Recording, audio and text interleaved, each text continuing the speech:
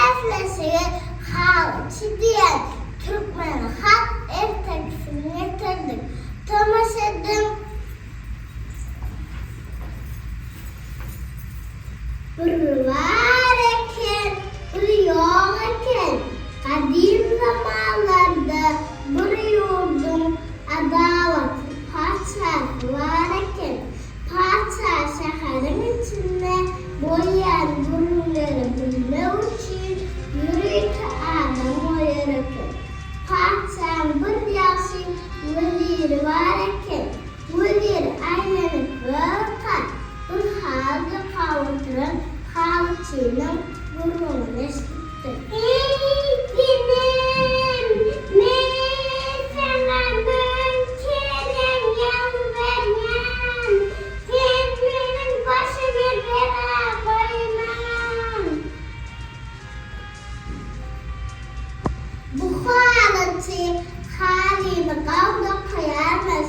Onun yalnız halde koyan yok ekin. Halçı da kan halçı. Bağlara getirip sahtara kır. Gelin, alın makamınız var. Alın, buyurun, gelin, alın makamınız var. Alın, buyurun. Gelin, alın makamınız var. Alın, buyurun, gelin, alın makamınız var. İnşallah bazıda bir halçı aldın kalsak o öğrenci hali sözlerine bir göz atma yerim. Halçının ağzılarından yanmayacağım. Gelin, orada makamınız var. Alın, buyurun, gelin, makamınız var. Alın, buyurun. Halçısız padişahın çağır yer. Oradan makamımız var. Alın, buyurun. Tamam padişahım. Bu haline baksana tamam. Unuttum var.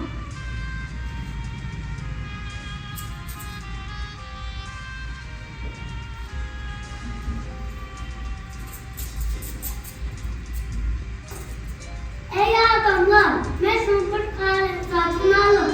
Kahve nereden bulun? Kahve yaklaşık yakıyor, baksakım. Kahve yaklaşık yakıyor, baksakım. Ey şahım, biz bu kahveyi doktor adamdan sorarız. O yaşlı bilir. Halçı getirin.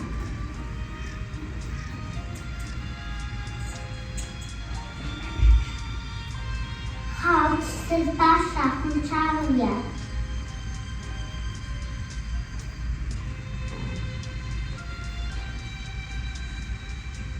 Ey halçı, kahve nereden